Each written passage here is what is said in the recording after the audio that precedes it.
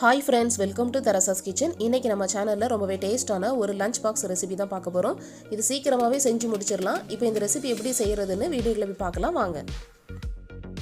இந்த புலாவை நான் இன்னைக்கு குக்கர்ல தான் செஞ்சு காட்ட போறேன். அதுக்கு ஒரு குக்கர்ல 3 டேபிள்ஸ்பூன் ஆயில், 2 டேபிள்ஸ்பூன் நெய் சேர்த்துட்டு நெய் சூடானதுக்கு அப்புறமா இதுல பட்டை, கிராம்பு, ஏலக்காய், நட்சத்திரப்பூ, 1/2 டீஸ்பூன் சோம்பு, 2 பிரிஞ்சி இலை எல்லாத்தையும் சேர்த்துட்டு அதோட ஃப்ளேவர் நல்லா இறங்குனதுக்கு அப்புறமா நீளமா நறுக்கின ஒரு வெங்காயத்தை சேர்த்து நல்லா வதக்கிக்கோங்க.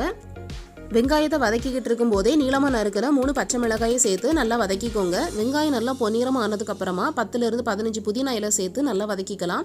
புதினாவோட ஃப்ளேவர் நல்லா இறங்குனதுக்கப்புறமா 1 டேபிள்ஸ்பூன் இஞ்சி பூண்டு பேஸ்ட்டு சேர்த்து அதோட பச்சை வாடை போகிறது வரைக்கும் நல்லா வதக்கிக்கோங்க.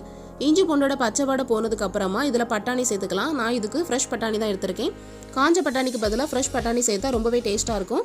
உங்ககிட்ட ஃப்ரெஷ் பட்டாணி இல்லைனா காஞ்ச பட்டாணி 8 மணி நேரம் ஊற வச்சுட்டு அதுக்கப்புறமா சேர்த்துக்கோங்க. 1 டீஸ்பூன் உப்பு சேர்த்து பட்டாணி 2 நிமிஷம் நல்லா வதக்கிக்கோங்க. இப்போ அரிசி சேர்த்துக்கலாம். நான் சாப்பாட்டு அரிசி தான் எடுத்திருக்கேன். நீங்கள் பாஸ்மதி அரிசி கூட யூஸ் பண்ணிக்கலாம். அரிசியை நல்லா வாஷ் பண்ணிவிட்டு 1/2 மணி நேரம் நல்லா ஊற வச்சுட்டு அதுக்கப்புறமா சேர்த்துக்கோங்க. அரிசி சேர்த்துட்டு நல்லா மிக்ஸ் பண்ணிக்கோங்க. இப்போ இதுக்கு தேவையான அளவு தண்ணி சேர்த்துக்கலாம். 1 கப் அரிசிக்கு 2 கப் தண்ணி சேர்த்துக்கோங்க. சேர்த்துட்டு நல்லா மிக்ஸ் பண்ணிக்கோங்க.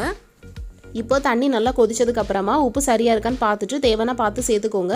இப்போ குக்கரை மூடி 2 விசில் வரது வரைக்கும் வேக வச்சு எடுத்துக்கலாம். 2 விசில் வந்ததுக்கு அப்புறமா ஸ்டவ் ஆஃப் பண்ணிடலாம். இன்னொரு 5 நிமிஷம் அப்படியே இருக்கட்டும்.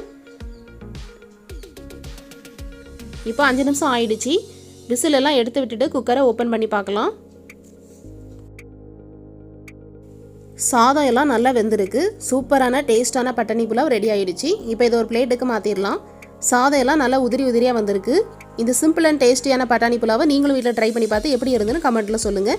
இந்த வீடியோ உங்களுக்கு பிடிச்சிருந்தா லைக் பண்ணுங்கள், உங்கள் ஃப்ரெண்ட்ஸ் அண்ட் ஃபேமிலிக்கு ஷேர் பண்ணுங்கள். அப்படியே தெரசாஸ் கிச்சன் சேனலுக்கு சப்ஸ்கிரைப் பண்ணுங்கள். இன்னும் ஒரு இன்ட்ரெஸ்டிங்கான வீடியோஸோட உங்களை நான் மறுபடியும் சந்திக்கிறேன். தேங்க்யூ ஃபார் வாட்சிங்.